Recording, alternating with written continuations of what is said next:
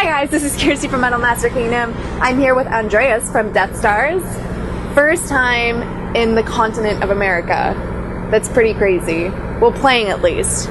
Yeah, I mean, we recorded our album Night Electric Night in New York, and it's for a long time, but then it was like supposed to be touring here, and we always wanted to come here, but it's taken quite a while. Just it's Europe, and South America, Australia, Asia. Yeah. But now it's the first time in the US, so it's we're really passionate about it. Yeah. I think that's amazing. Like personally, as a fan, been a fan for quite a while. Just to see you guys here is quite a big thing. I know you have a lot of kind of cult following, especially because of the genre. Yeah. So you're pretty much giving your fans a really big treat, which is great. And how has the tour been so far? It's been good. I mean, we always rely on bad luck, so it's what we it happens. So because we had some hit and runs with the tour bus, cut my finger on the bed. I know, war wounds today. Stuff like that. No, but it's fantastic. I mean, it's, we're really eager to come back here as soon as possible, so hopefully we can do it. You know. But after this tour, maybe start focusing on writing new material and tour the US. That's great. Yeah, because I've noticed there's quite a bit of space in between albums, as most bands kind of just knock them out. We're not the most productive band. So. It keeps the fans peaked, though. It takes good. like 5 years. But that's why it's so good in the end, right? Yeah, no, but we're perfectionists when it comes to how we want to sound. So, but it's also kind of crazy that we're so slow sometimes. But also, I think when we're touring, we need some space, afterwards to just feel like writing again. Yeah. Well, just to feel like a human again, because touring, I mean, it's hard life. Yeah, but we built up studios in the tour buses and the nightliners and stuff, but we never do anything because we're like, okay, we just do the shows and that's it, and we don't really get the eager to do it. So now, because we've been traveling like now last month, Mexico, Australia, Indonesia, here, and just need maybe a few weeks to settle down. Maybe two. And then start writing Death Plan again. That's great. So we can expect an album in like the next couple years, decade. Okay, that's great. So I've seen that there was a couple mishaps, like you just said. There was a couple hit and runs, and you had to miss a couple shows because your driver just couldn't do the trek. No. Exactly. It's fucked up, but it's that's a huge disappointment that we're gonna do those shows, but it's how it is, It happens. Logistics and arrangements, and it's not up to the band, but it's for sure. So we've been very disappointed when it comes to that. But most of the shows have been made and made it to Toronto in one piece. Well, almost one piece. Yeah, well, the finger is in two pieces. Yeah, but that's why we have a band, to play live. So for us, it's the most important thing. It's just a shame when we don't get to do it because of practical stuff.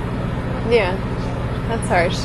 And so I liked the idea how this all came around, or more like how you came to be here, which was the tour was crowdfunded by Indiegogo, right? Mm-hmm. Yeah. How did that idea come about, really? Well, it was something that our management suggested because, I mean, we had this huge bus explosion in the Alps in Austria. Oh, wow. So you're just full of good luck, aren't you? Yeah. So we barely, escaped because the whole bus exploded. That's crazy. Yeah. And then, so everyone was like naked on the street and the bus was burning. And so that cost a lot of money. Well, I can imagine. So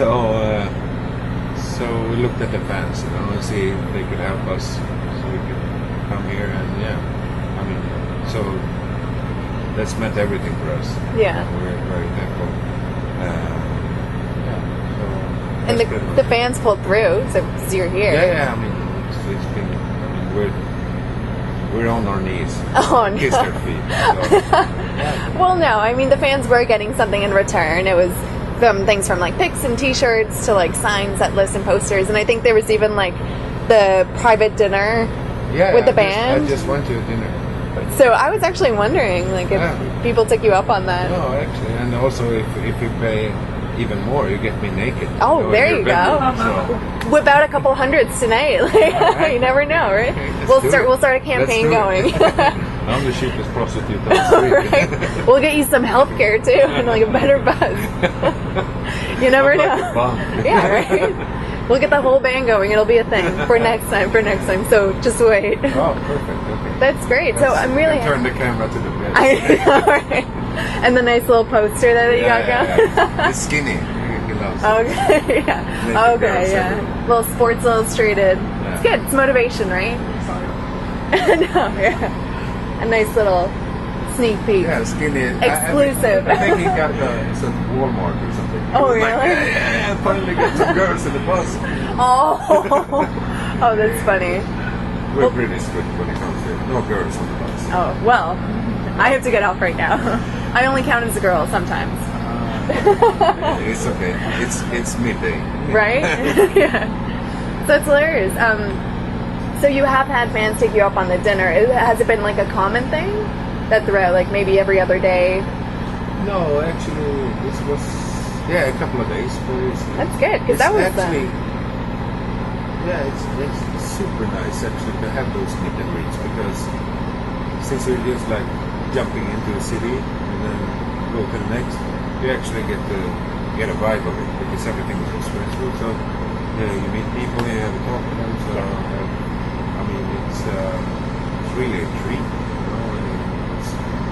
And also for us, going all around the world, it's fantastic to see that people are passionate about the band. For sure. So you get like energy from this. Yeah.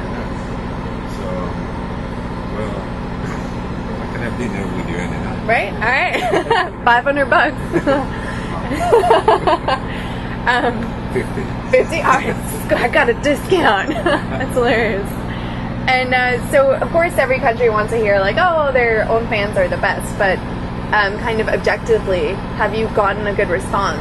Well, you've obviously gotten a good response, but, like, how do you feel about it?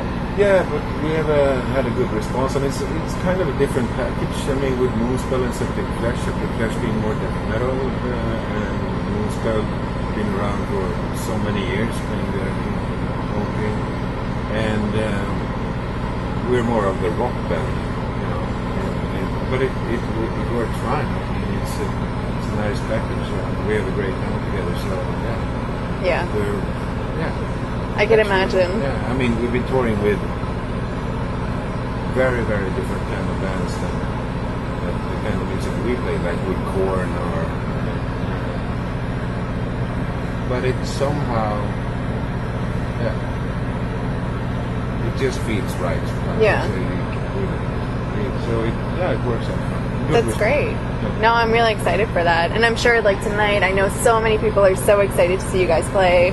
And I'm hoping since it takes you so long to get an album, you will just get all that condensed into one night, right? Yeah, we're going to try. The best hits, I know. Yeah. Like every fan wants, right? All right. Well, perfect. I'll let you go so you get nice and relaxed before the show. Or heal that nice wound you got going. Yeah, your memory of Canada. Yeah. Every time you look at your finger. I will have a scar. Canadian scar. Go Canada. All right. Well, thanks, guys. Cheers.